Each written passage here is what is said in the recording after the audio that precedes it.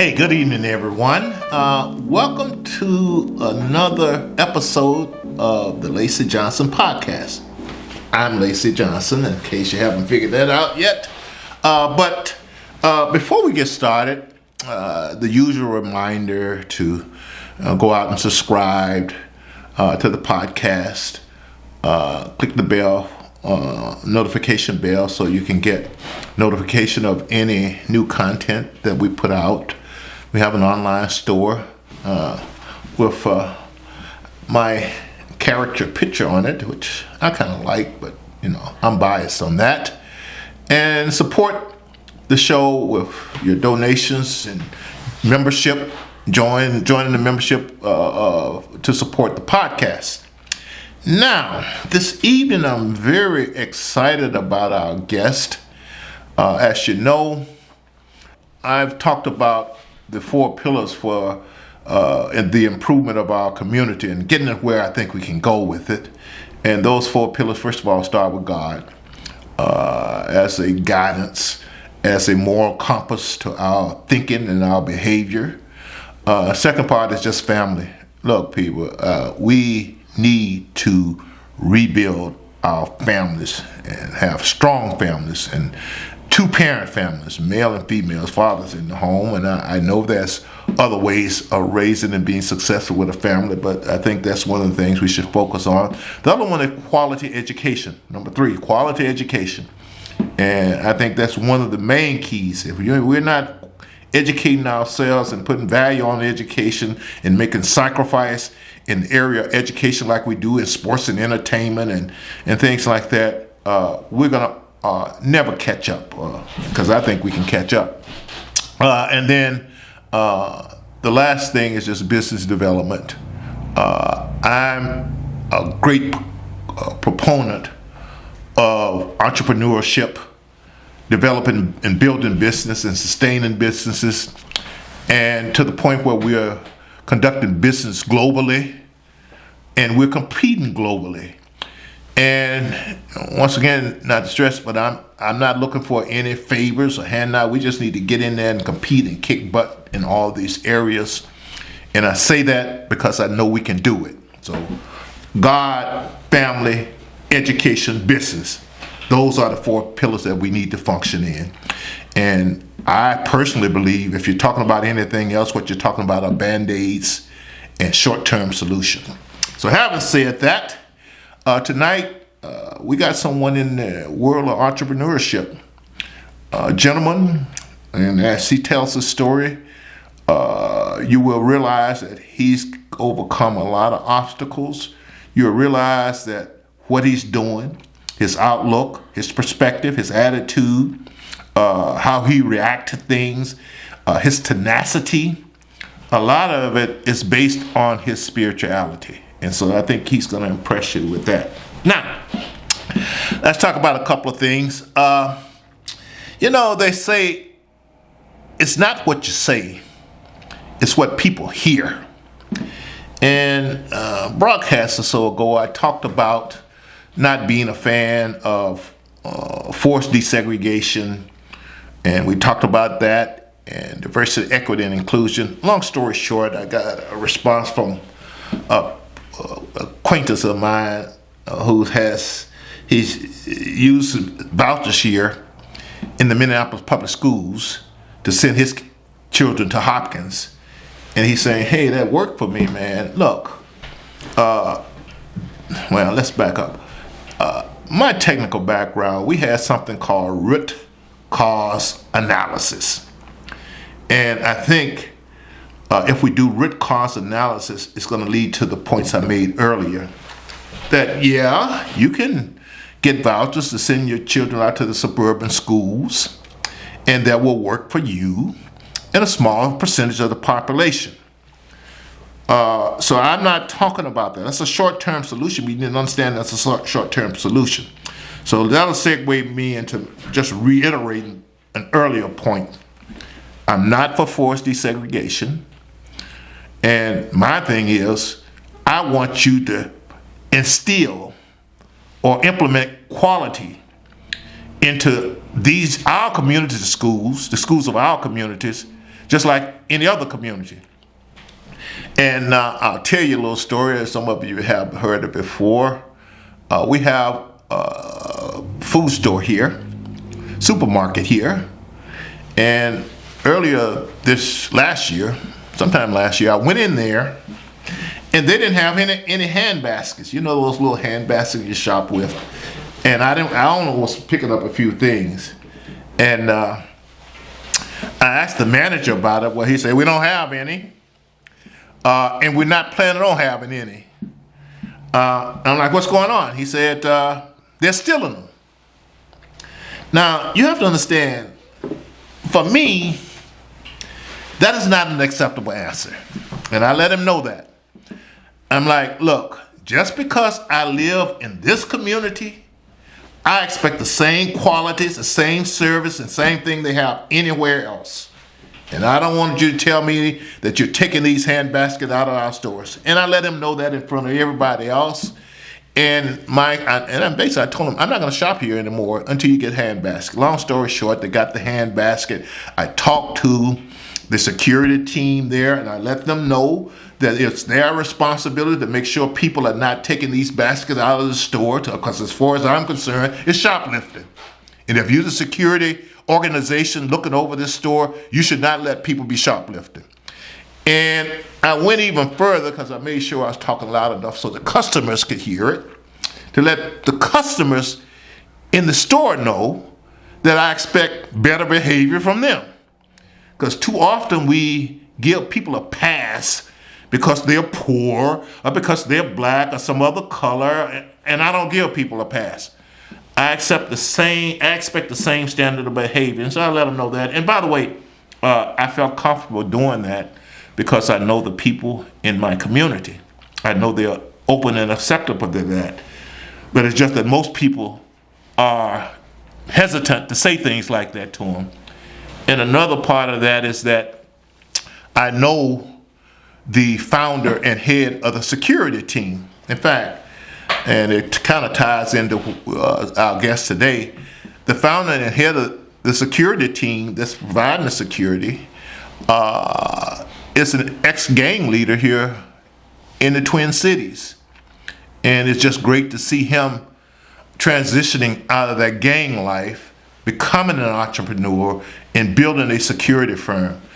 But the key thing too is, and going back to this point, the security firm there that's looking over the things is headed by and founded by an ex-gang leader here in the Twin Cities. Know him personally.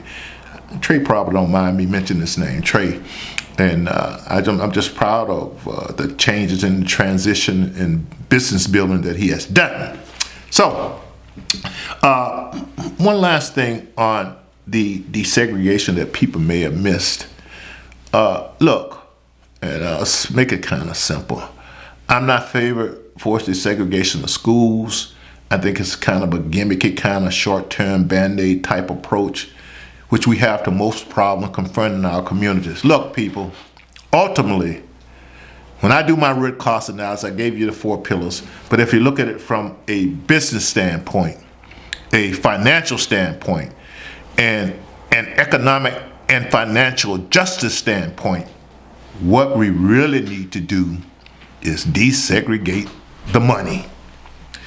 And once we desegregate the money, we will desegregate the neighborhoods or the communities. And once we desegregate the communities, the schools will automatically desegregate. And not only will they be desegregated, you will be going to sitting in classes with people from your community that you know, not from people bust all over the place and half of them you don't know. And I let you know one of the reasons I hated when they desegregated our schools is all of a sudden all the friends that I knew and grew up with, they sent off to another school, and I'm pissed off at that. And then one last thing, and it's the same thing, we touched a little bit on this whole diversity, equity, and inclusion. And people didn't quite understand some of the things I said there, but the fundamental point is we need diversity, equity, inclusion with the money there too, among the billionaire class. And that's the diversity, equity, and inclusion I'm interested in. The other stuff that people are looking at, that's their lane. And so that's why I'm heavily involved in business development and try to at least lay a foundation for us to be entrepreneurs, world-class global entrepreneurs running successful, profitable, and sustainable businesses. So that's that for that. We're going to bring on Mr. Paul soon. But the general theme, as you listen to me, is that I'm always seeking the best answer. And a lot of people say there's all kinds of ways to do it. And I don't necessarily disagree with that. But I'm glad I was raised by parents who always stressed the best way of doing things. And as far as I'm concerned, that's what I always look for. And then you start doing trade-offs from there. Once you establish what's the best way, we might not have enough money to do it the best way. We might not have enough time to do it the best way. We might not have enough people to do it the best way. But at least you've established that as your benchmark. And you put a stake in the ground on that. But I was going to say, my parents and the elders raised me to be the best, to be my best, and always strive for that. And this is what I want to say. There is only one, the best. And that's my approach in life, and that's my goals in life. So having said that, we're going to talk to our guest coming up tonight, Mr. Joseph Paul, and he's going to tell us about his clothing store, the challenges he's encountered. And I guess the main thing is, when you hear his story and you meet him, I think most people will come away knowing that there's no excuse for not going for it, not succeeding. Okay, as promised, we have today's guest, Mr. Joseph Paul. Mr. Paul is an entrepreneur. He has a clothing apparel company. I'll let him tell you the name. Joe Peezy Wear. And I met Mr. Paul a few weeks ago, and I heard his story, and I just loved it. As most of you know, I preach a lot about God, family, education, and business. And we're going to touch on all those subjects here with Mr. Paul. Now, this is the very first remote live interview in person I've done.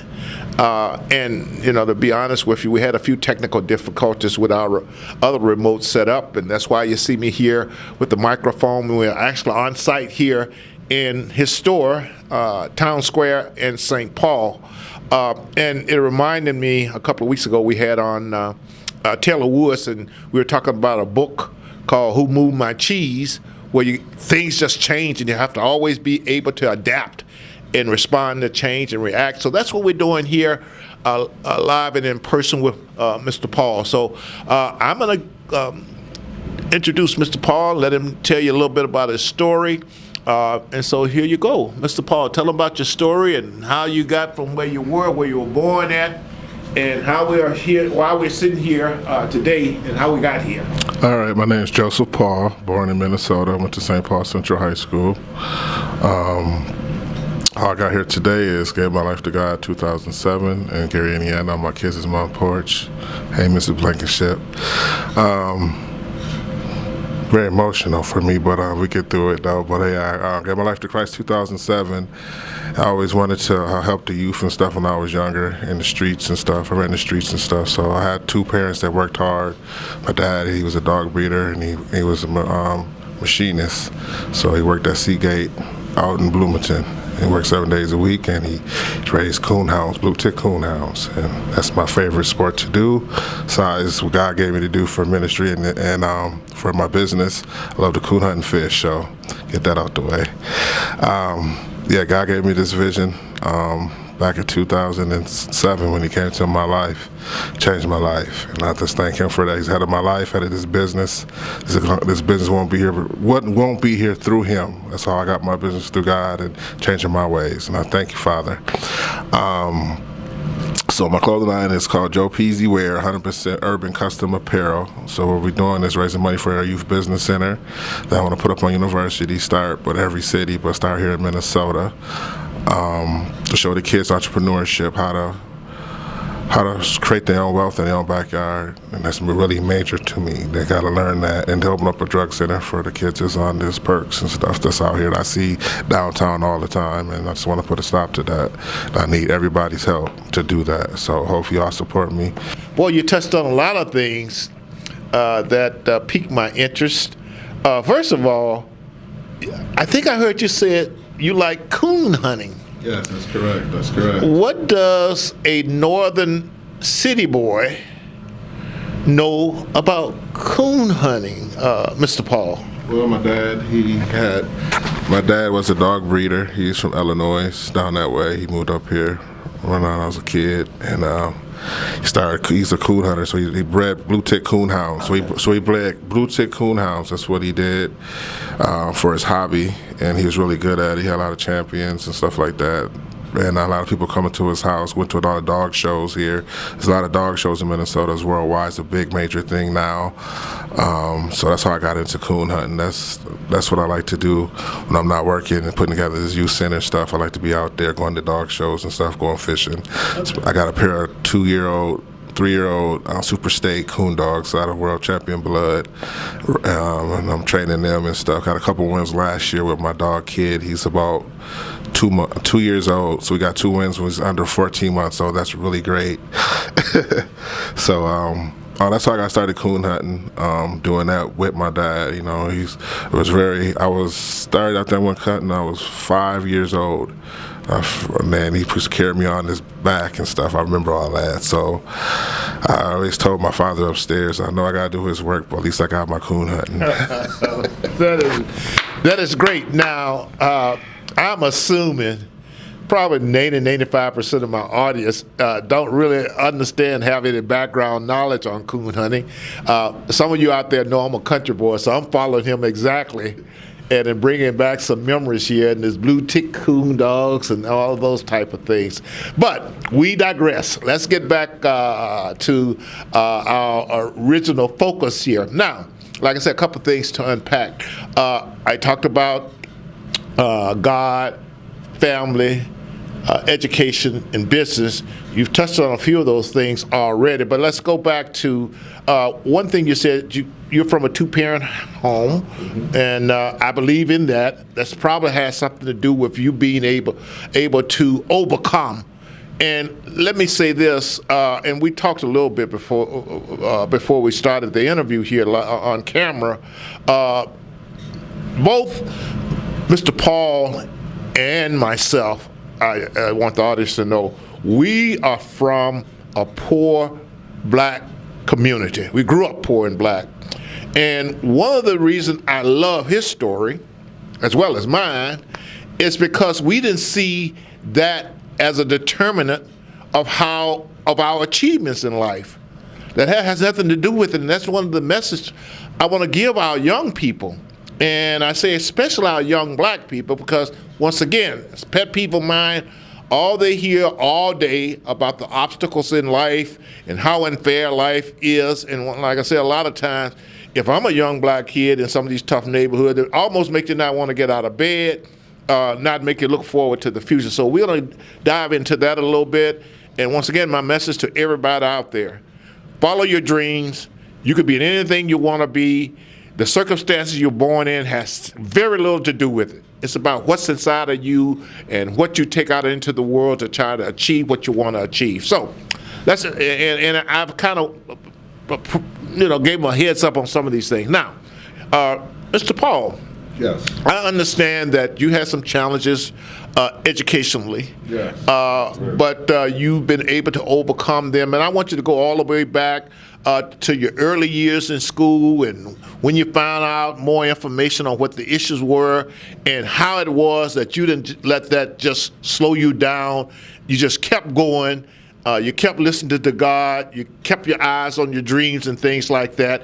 Well, my childhood memories of back then, growing up and stuff, and in schools that I went the schools that I went to back then, I had a learning disability, so I have no problem telling nobody that, because it's not overcome when I come to go through to overcome today where I'm at today. But I found that out back when I was about 12, 13 years old. They did some tests and stuff. I was always in special ed classes all my life, so back then or whatever. But I just thank God. I just thank my parents for just bringing me to church and every day, raising me in church and stuff like that, having a church background for starters. So I just give honor to my mom and dad that stayed us in church and me downstairs in the Bible study for kids and stuff. So to have the still God in me, and that's what helped me along the way of my struggles with reading and spelling and stuttering. I used to stutter real bad. I still do sometimes when I'm over anxious. I stutter and stuff like that. But I overcome all of that through Christ. I just thank God for, having a hold on my life, you know what I'm saying, and where I'm at today, because I never gave up on my vision that God gave me back in 2007, and when He touched me. So when I started my business back in 2012, so I've been in business for 11 years, and I worked odd jobs to keep where I'm at right now.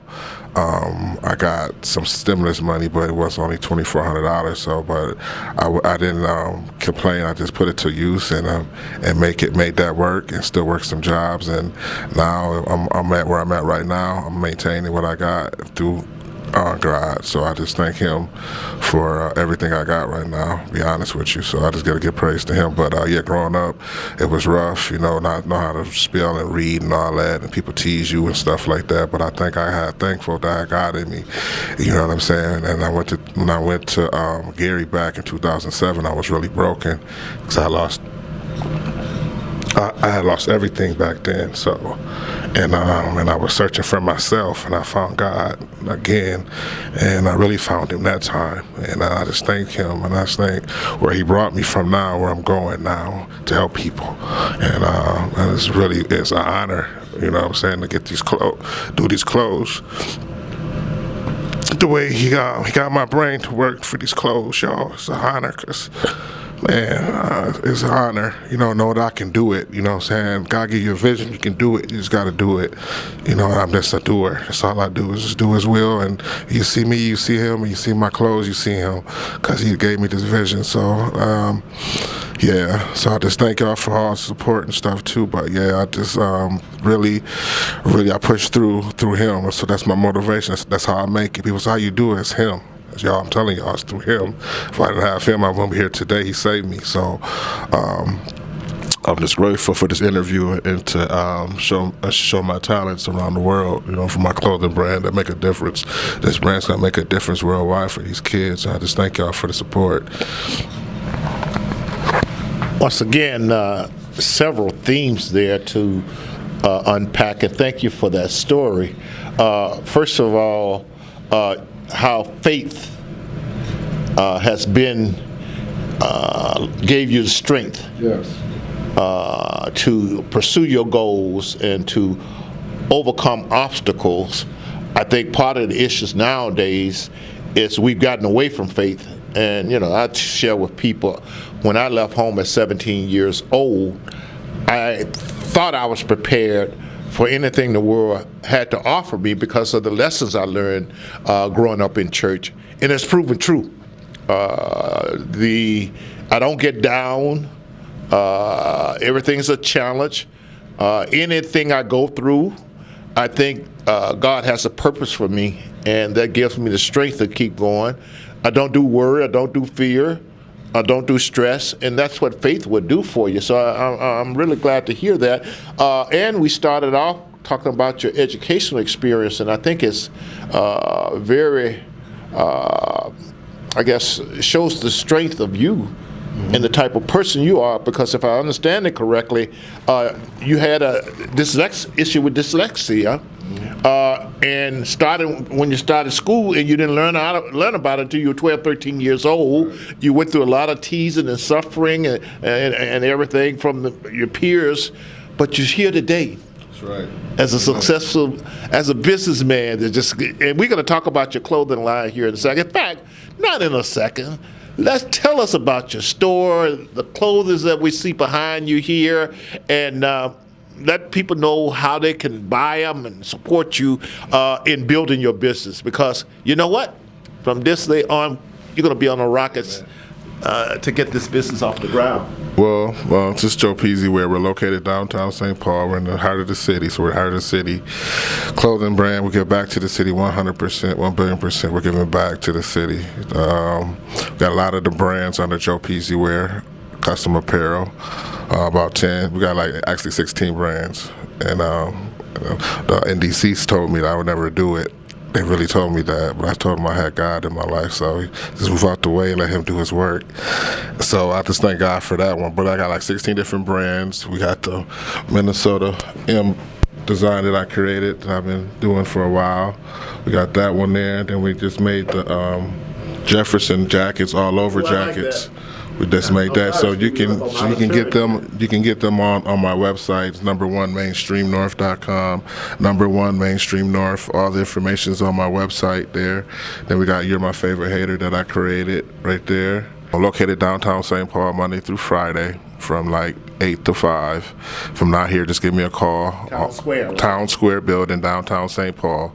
Right upstairs, right next door to Caribou, upstairs from the DAV office. You cannot miss the glass building with all the apparel that's going to be in the building.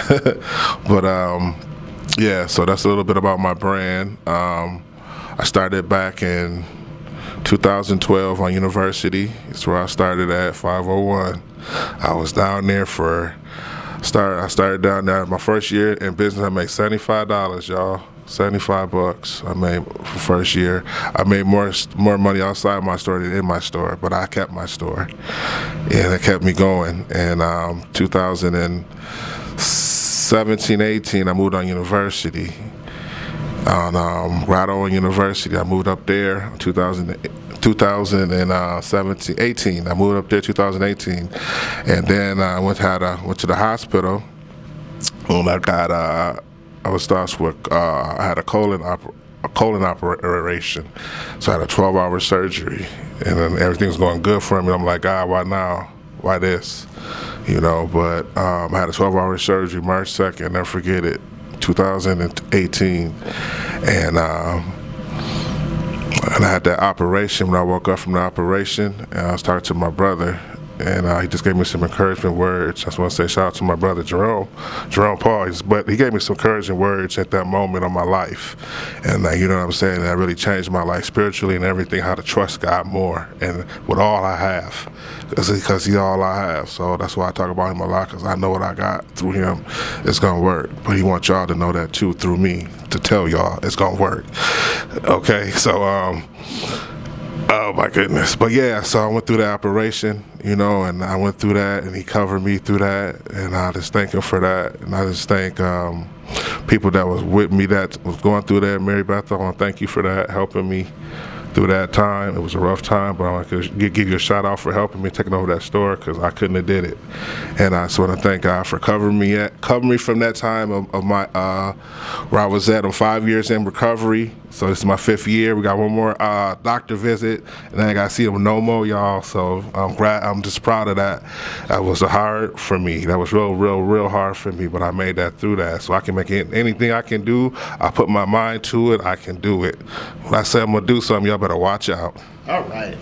So I love it.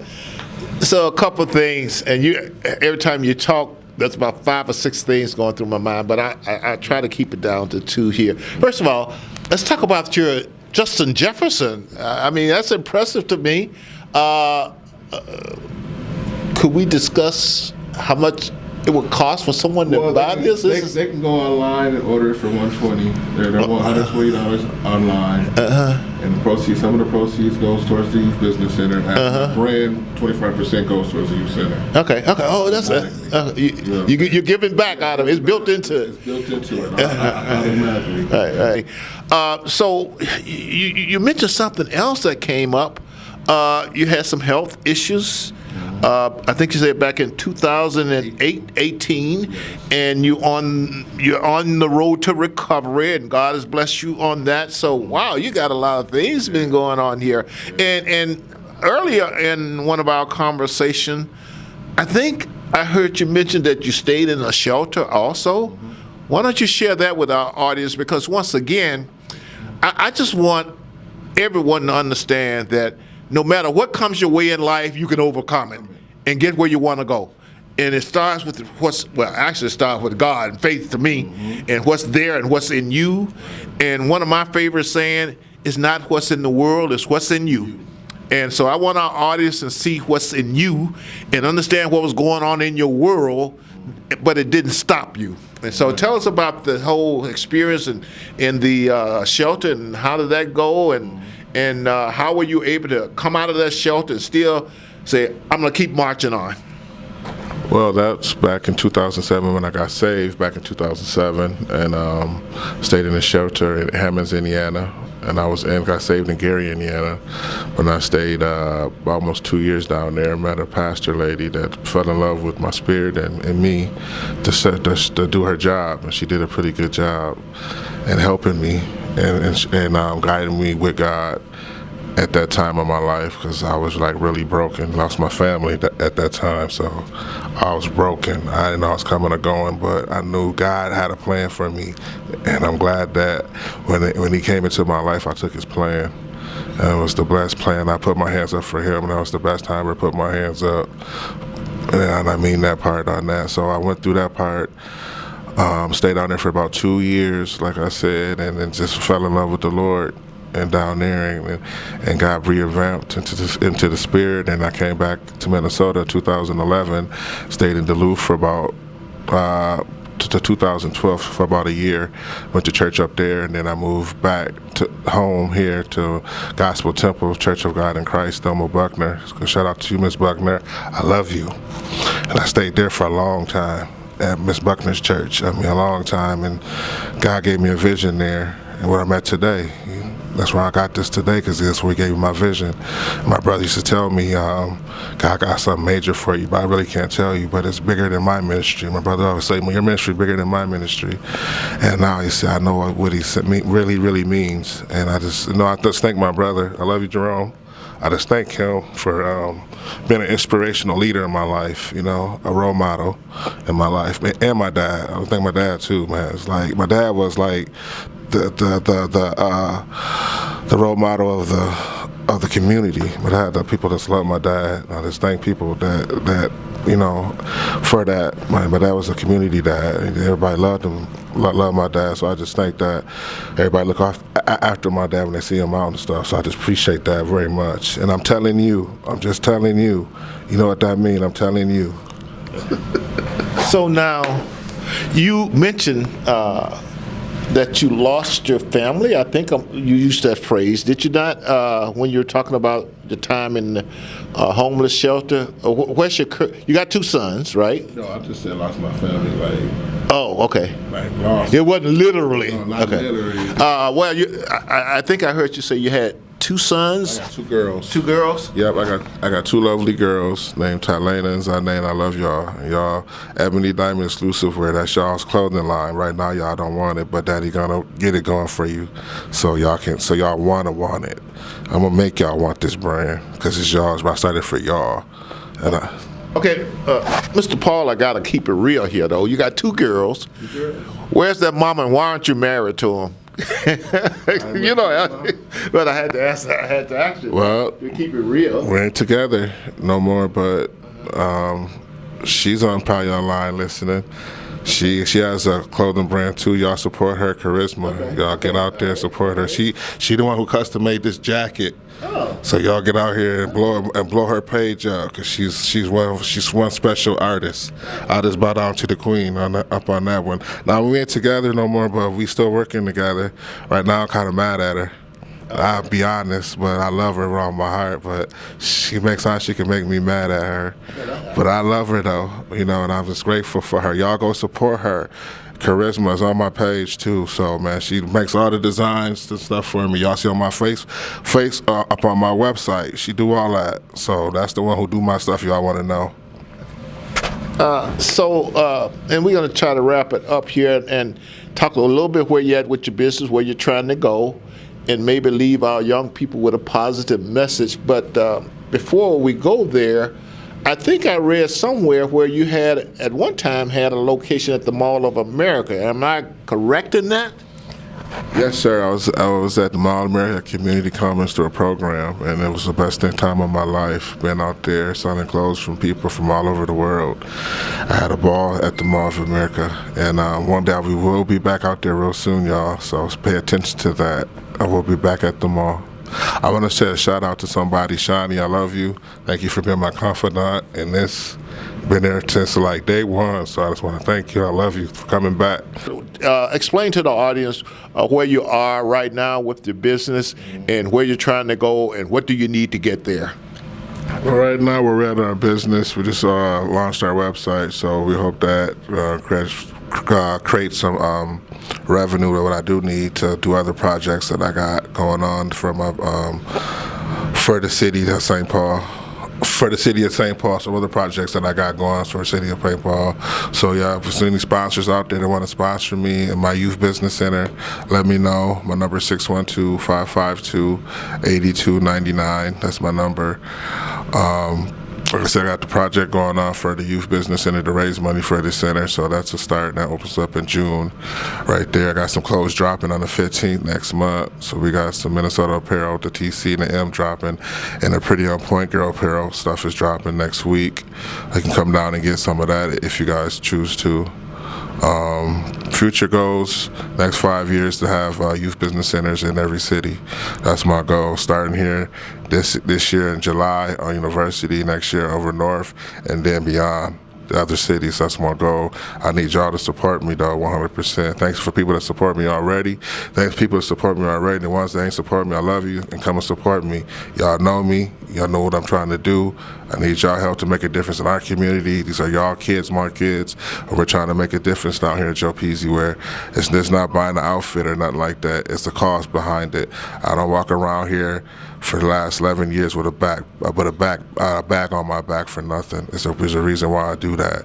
I got passion for what I do and love for what I do and love for my city, and love for my youth, and love for my people. And once again, your website is North.com.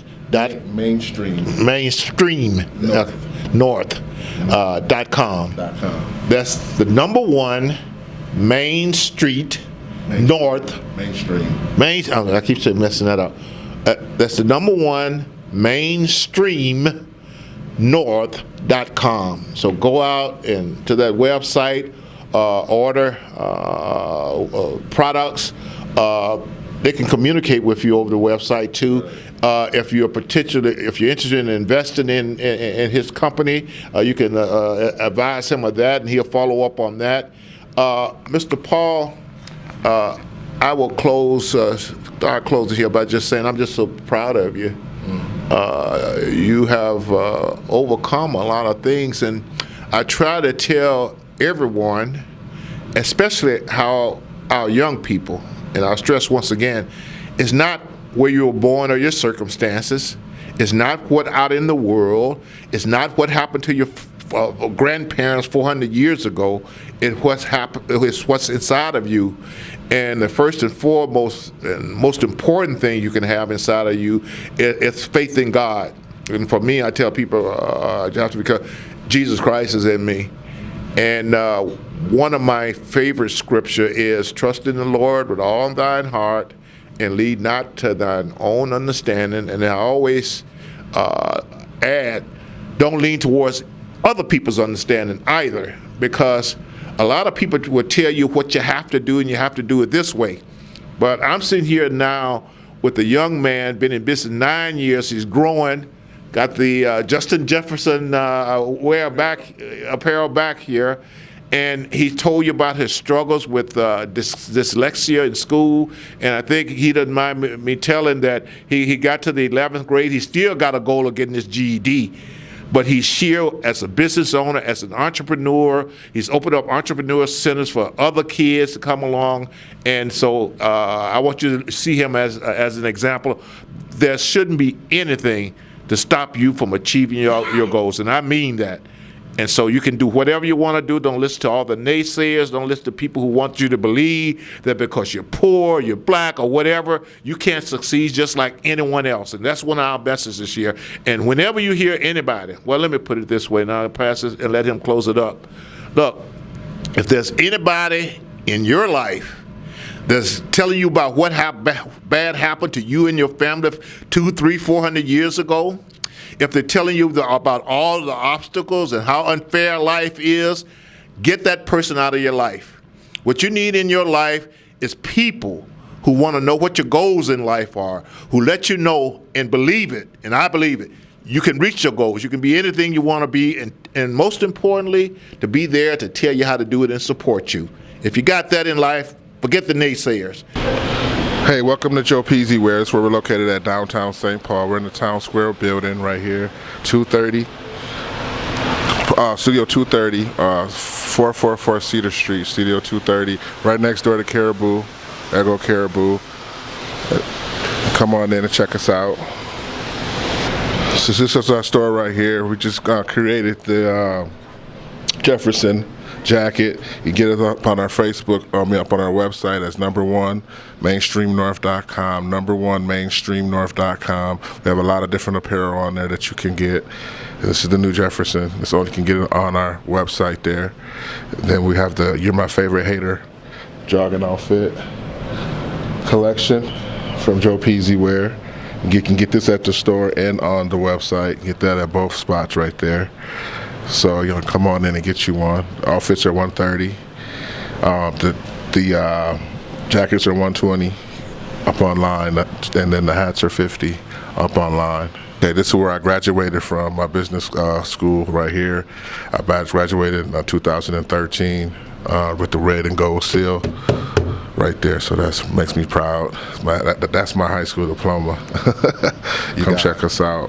So got the Skater Boy swag apparel right here for all the Skater Boys, Urban brand, one of my brand collections. So y'all come and check me out, come see me. Remember, we're building a foundation for the youth of tomorrow with God's love. Why don't you take us out, Mr. I'm going to take y'all out with a special thank you to a special person in my life, and they know who they is. So thank you for everything that you have been done for me these last couple months. Thank you. I love you for that. I'm building a foundation for the youth of tomorrow. We're building a foundation for the youth of tomorrow with God's love. So my clothing brand comes with God's love, and God's love is the ultimate love for all of us to have. That's just a little dab, but do you, of God's love. Share it with everyone. One love.